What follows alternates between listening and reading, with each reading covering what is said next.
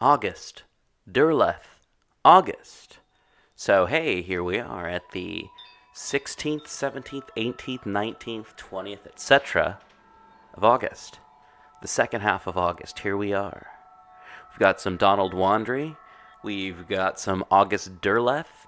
And do you know something that August Derleth published for Arkham House back in the day? Carmilla. Andrew Grace and some other folks talking about Carmilla in the future coming up on the show, and also going to be doing another one of our writer talks where we talk to writer Zach Ferguson again. You might remember him from an episode of People's Guide to the Cthulhu Mythos where he talks about Fritz Lang, and another one he talked about Ramsey Campbell way back when, and we've had him on here and there. And anyway, Zach will be joining us later this month. And thank you again for listening to Black Clock Audio Tales. I'm your host, DB Spitzer.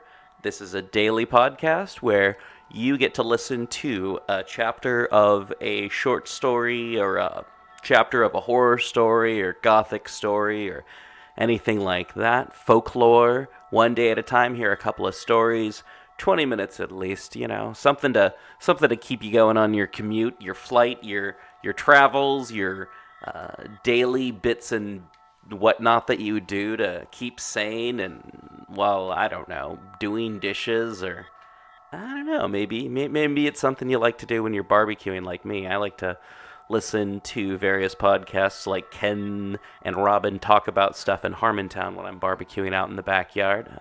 Fun stuff. Anyway, so if you want to keep this podcast going and People's Guide to the Cthulhu Mythos and us exploring weird fiction and all that kind of fun stuff, be sure to check out pgttcm.podbean.com and become a patron. Not Patreon. We don't go with Patreon. Or you can go to paypal.me/pgttcm and donate whatever you think is going to help us keep going. If you want to do it on a regular basis, that's great. If you want to just do a one-time thing, that's cool too. And if you don't want to send us money, you just want something cool in return, go to threadless.com, look for pgttcm / I don't know which one it is, but just look for pgttcm on threadless.com and get a shirt, get a tote bag, whatever. It helps support the show and keeps us going. We've got some cool designs up right now for logos for the show. We've got Cthulhu designs. We've got various weird fiction authors and horror authors t-shirt designs, and got a new Ratfink inspired Sathagwa t-shirt up there right now. And all right, thank you so much. And remember to rate, review, subscribe wherever you rate, review, and subscribe. Carmilla by J. Sheridan Le Fanu. Read by Elizabeth Klett. Chapter 9. The Doctor. As Carmilla would not hear of an attendant sleeping in her room, my father arranged that a servant should sleep outside her door, so that she would not attempt to make another such excursion without being arrested at her own door. That night passed quietly, and next morning early the doctor, whom my father had sent for without telling me a word about it, arrived to see me. Madame accompanied me to the library, and there the grave little doctor, with white hair and spectacles, whom I mentioned before, was waiting to receive me. I told him my story, and as I proceeded he grew graver and graver. We were standing, he and I, in the recess of one of the windows, facing one another. When my statement was over, he leaned with his shoulders against the wall, and with his eyes fixed on me earnestly, with an interest in which was a dash of horror. After a minute's reflection, he asked Madame if he could see my father. He was sent for accordingly, and as he entered, smiling, he said, "I dare say, Doctor, you are going to tell me that I am an old fool for having brought you here. I hope I am." But his smile faded into shadow as the doctor, with a very grave face, beckoned to him. He and the doctor talked for some time in the same recess where I had just conferred with the physician. It seemed an earnest and argumentative conversation. The room is very large, and I and Madame stood together, burning with curiosity, at the farther end. Not a word could we hear, however, for they spoke in a very low tone, and the deep recess of the window quite concealed the doctor from view, and very nearly my father, whose foot, arm, and shoulder only we could see, and the voices were, I suppose, all the less audible for the sort of closet which the thick wall and window formed.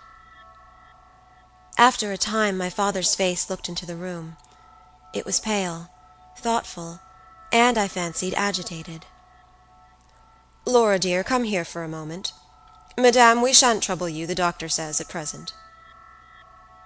Accordingly I approached, for the first time a little alarmed, for although I felt very weak, I did not feel ill, and strength, one always fancies, is a thing that may be picked up when we please. My father held out his hand to me as I drew near, but he was looking at the doctor, and he said, "It certainly is very odd. I don't understand it quite. Laura, come here, dear. Now attend to Dr. Spielsberg and recollect yourself." "You mentioned a sensation like that of 2 needles piercing the skin, somewhere about your neck, on the night when you first experienced your horrible dream. Is there still any soreness?" "None at all," I answered. "Can you indicate with your finger about the point at which you think this occurred?" "Very little below my throat. Here," I answered. I wore a morning dress which covered the place I pointed to.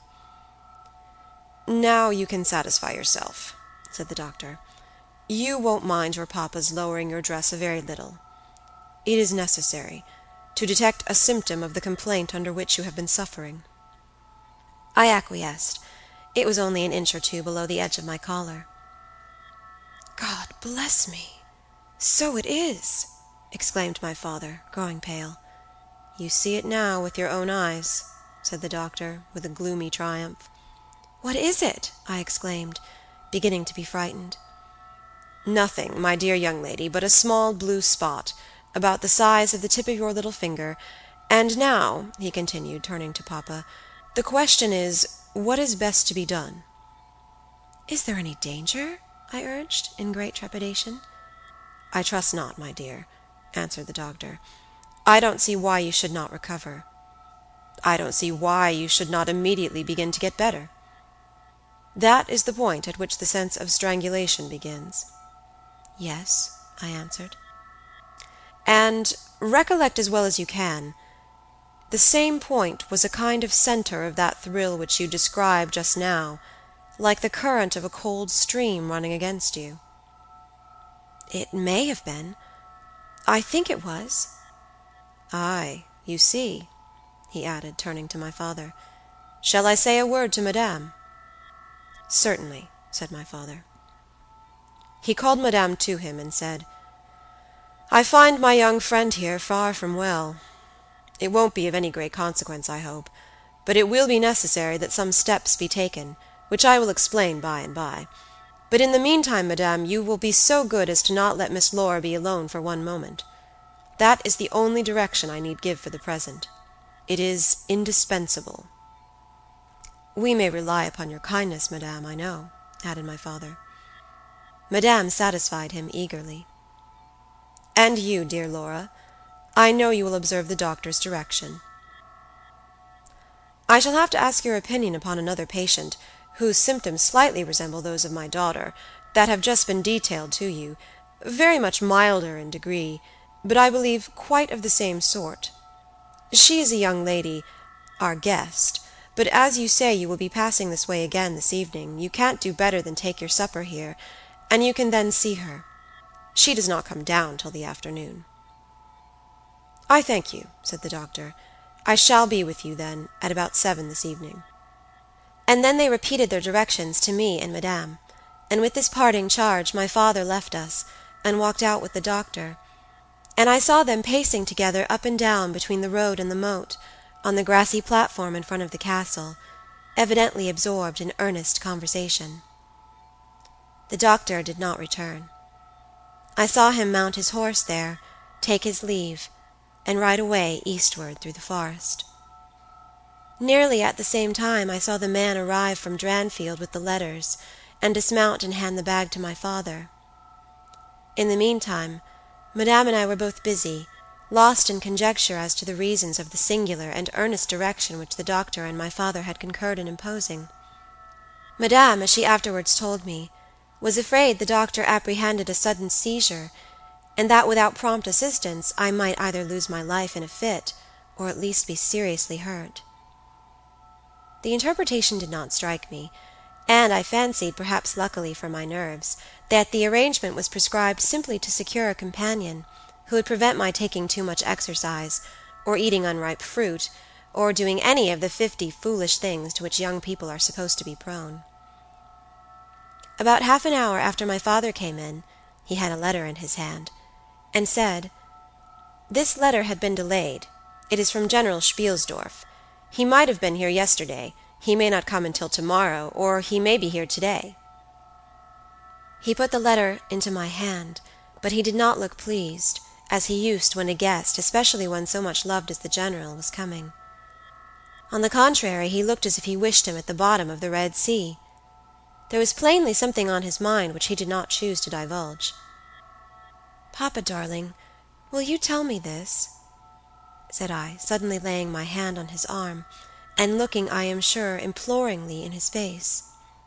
"Perhaps," he answered, smoothing my hair caressingly over my eyes. "Does the doctor think me very ill?" "No, dear.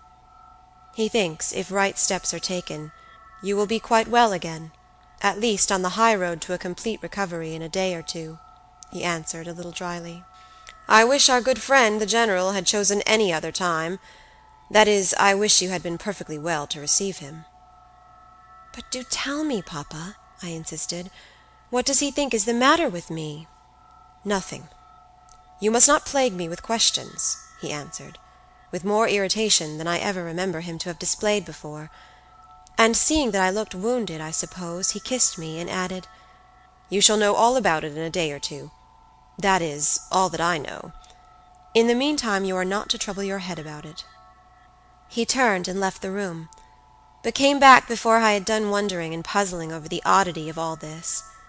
It was merely to say that he was going to Karnstein, and had ordered the carriage to be ready at 12, and that I and Madame should accompany him. He was going to see the priest who lived near those picturesque grounds, upon business, and as Carmilla had never seen them, she could follow, when she came down, with Mademoiselle, who would bring materials for what you call a picnic, which might be laid for us in the ruined castle.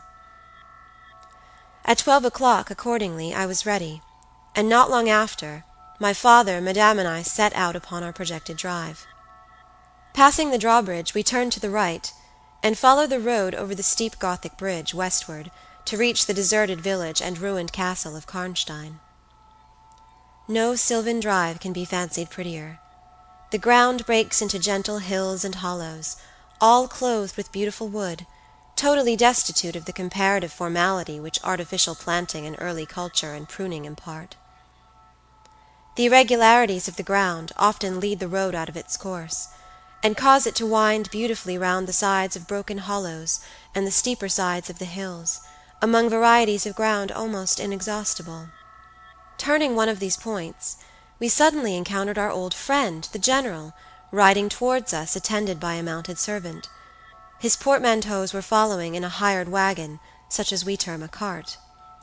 The General dismounted as we pulled up, and after the usual greetings, was easily persuaded to accept the vacant seat in the carriage, and send his horse on with his servant to the Schloss. End of chapter 9.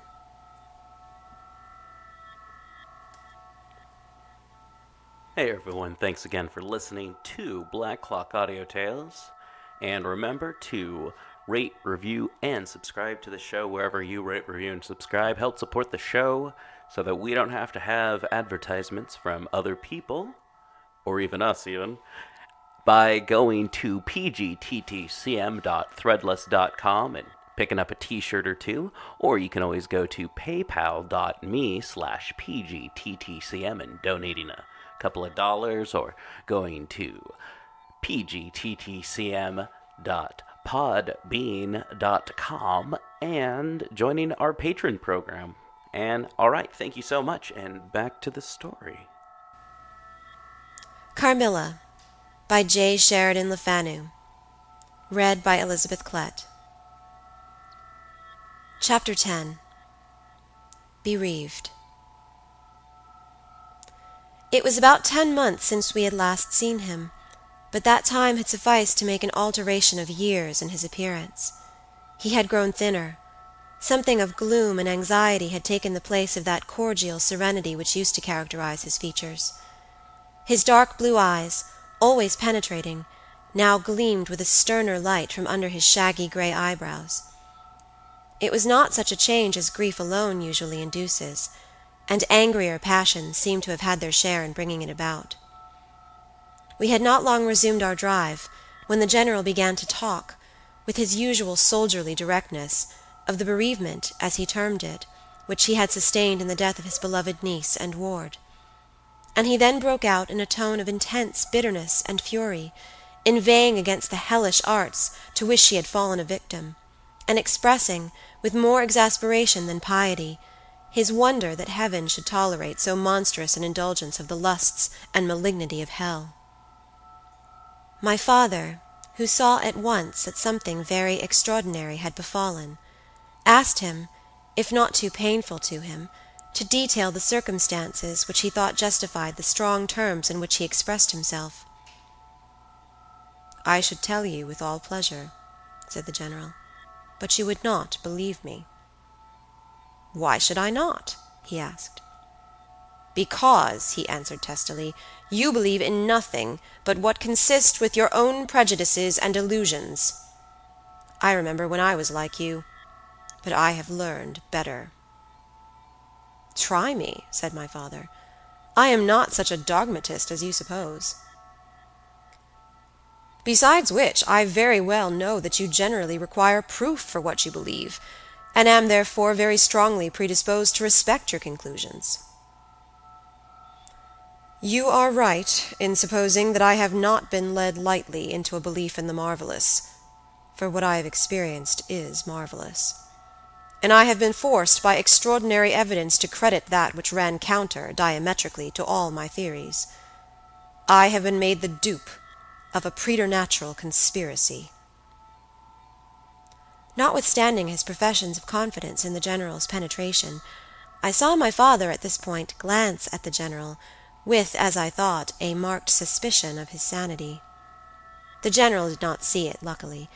He was looking gloomily and curiously into the glades and vistas of the woods that were opening before us. "You are going to the ruins of Karnstein," he said. "Yes, it is a lucky coincidence. Do you know I was going to ask you to bring me there to inspect them? I have a special object in exploring. There is a ruined chapel, ain't there, with a great many tombs of that extinct family?" "So there are. Highly interesting," said my father. "I hope you are thinking of claiming the title and estates?" My father said this gaily, but the General did not recollect the laugh, or even the smile which courtesy exacts for a friend's joke. On the contrary, he looked grave and even fierce, ruminating on a matter that stirred his anger and horror. "Something very different," he said gruffly. "I mean to unearth some of those fine people.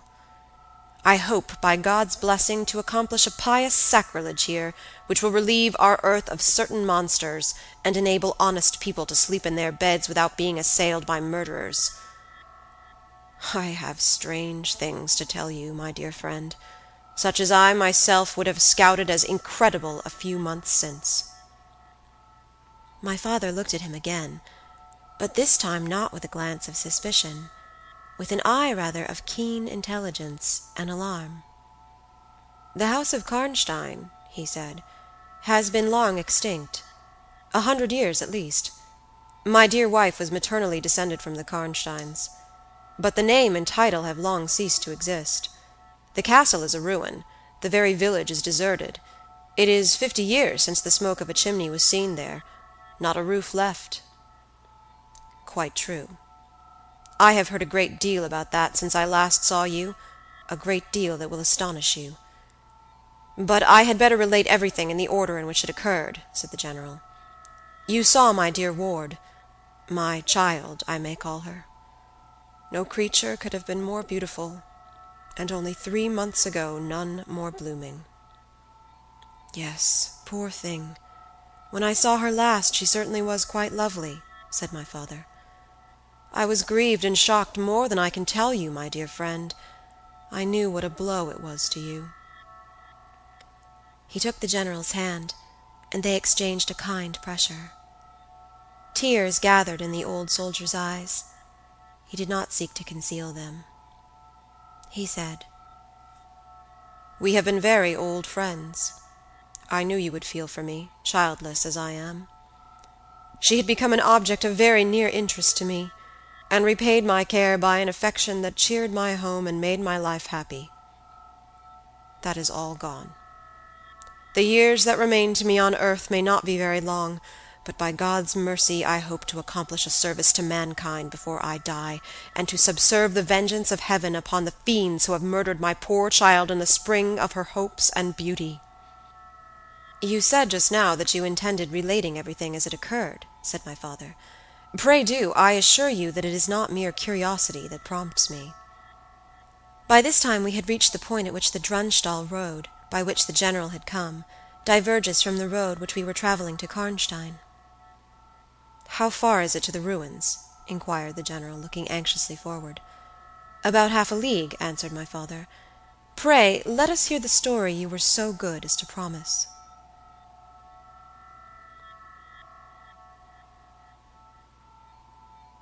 End of chapter 10.